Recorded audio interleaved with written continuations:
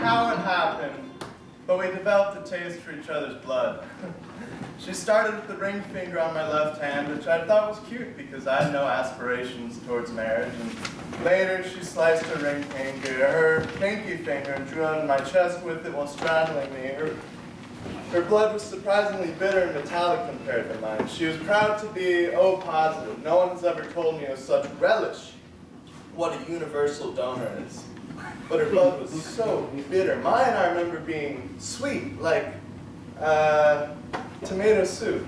It still was. Well, we attempted to wait for each wound to close before we opened another, but we were impatient, and that was rarely what actually happened. Her bed sheet soon became spotted with stains, and as much as she told her friends that it was red wine or period blood, you know, I'm sure the Hello Kitty Band-Aids constantly decorating our fingers gave us away. So on the hunt for a method that would inflict fewer or smaller scars, we took a trip together to the local hospital surplus store for lots of IV tubing, butterfly needles. It was a romantic outing. We soon realized that the IV method was much less intimate than the classic cut and suck, and immediately abandoned it. So it was around that time that we realized that it was just as much about leaving a mark on each other as it was about consuming the other. And it wasn't long after that when one day in an offhand manner she mentioned that she had an ex who had been studying to become a heart surgeon, and she'd helped him with so much of the homework that she'd practically gotten the degree herself. I understood immediately what she was proposing, found I was willing. You know, I mean, we convinced ourselves that if we did this, you know, we couldn't possibly get any physically closer, there'd be no point with the slicing, we'd give it up, and that would be that, right? So it meant another fun trip to the hospital surplus store for pre-op skin antiseptic, a Seller's rib spreader, and an open heart instrument set. Surprisingly easy to buy. We even splurged on a Furno 103 combination operating table, which was really meant for mortuary work and embalming, but we didn't need the hydraulic base or any of the fancy shit the other tables had, so we were fine with that. We bought a pamphlet called Cleaning the Operating Theater and spent one of our most romantic weekends completely sterilizing the guest room in her apartment. Well, she offered to go under the knife first, but I was uncomfortable performing the procedure. I wasn't the one with the honorary heart surgery degree, and her hands were steadier than mine, even though she usually drank more.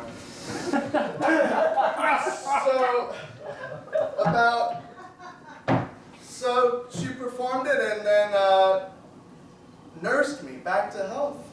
She barely let me out of her bed for a week after that. And then for months she babied me, constantly checking in that I wasn't straining myself. I never wanted it to end. And she'd taken video of my operation so I could see her face to face with my heart, kissing it, caressing it, loving it. Oh.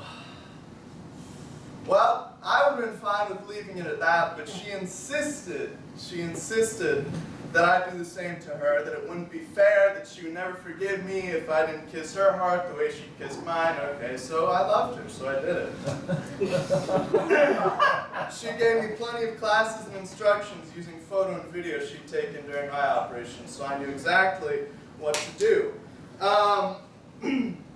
It went fine, really, until I was face to face with her heart. I suddenly got so sad thinking about the fact that these would be the last marks that we would ever leave on each other. That, I mean, my heart hurt. My brain felt sick. I had this muscle making this beautiful life beating right here in front of me. And I would never see such a beautiful piece of flesh. I kissed it the way she'd done to mine. I licked it. I took the tiniest bit of it between my teeth. Like in SpongeBob when Squidward tries a Krabby Patty for the first time. I didn't know what to do about the operation video afterwards, so I let her watch it. She wouldn't speak to me after that. Her friends would not let her. And I knew that I'd ruined everything, irreparably. That I would never see her again, and she was gone from my life, so I took my eye out. And I don't remember doing it as much as I remember my surprise at still being able to see from it after it had been taken out. Seeing myself with it, you know, the fact that I looked like a monster. I was glowing red with these spikes all over me, pure evil, you know. So I left her out front of her apartment door with the letter, and waited across the street until she came home so I could gauge her reaction through the eye, of course, you know. And as I waited, I felt this something hum and then light up in my chest, right? And a few seconds later, she turned the corner. And as she put her key in the lock to her building door, she stopped, as though she felt me too, with her chest radar.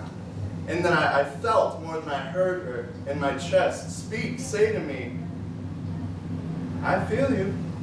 I said, "How?" "You took a piece of me." "You took a piece of me too." "Not the same. Why are you here?"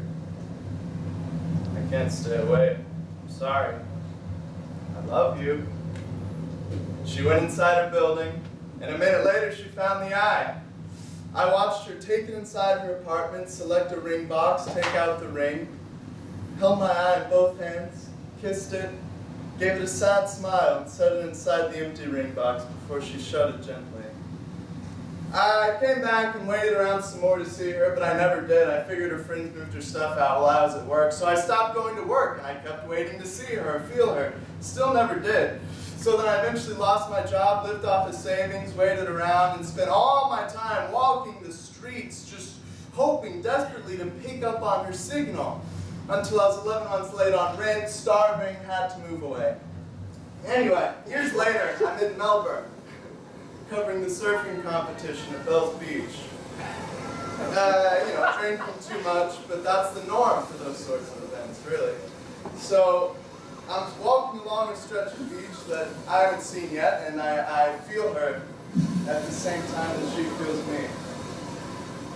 I crumpled to my knees in the sand. I mean, my photographer thought he was going to have to go get the paramedics for me. I convinced him, no, it's fine, the liquor of the heat got me, but you go on ahead, I'll catch up with you soon, I'll be fine in a minute. At Caroline's feet, a toddler built and destroyed sandcastles. I felt her in my chest say, "Behave yourself." Cute kid. Thanks.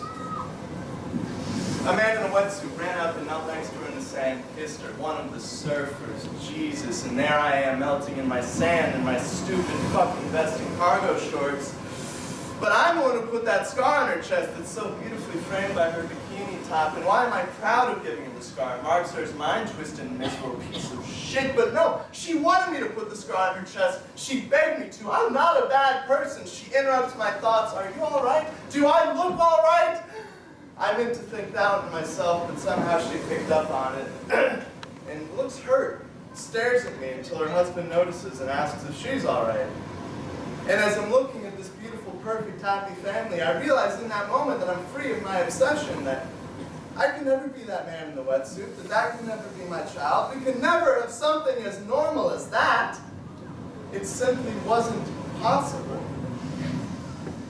So later that night, I wake up in the middle of the night and I realize she's taken my eye out of its box, that she's rolling around on her palm, out on her luxury hotel room's balcony.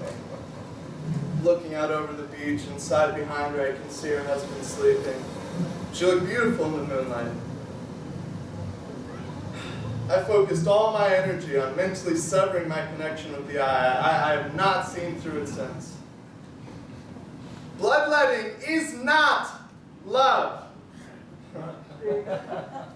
But I've never felt the same. I know that she won't either. I suppose I should be grateful.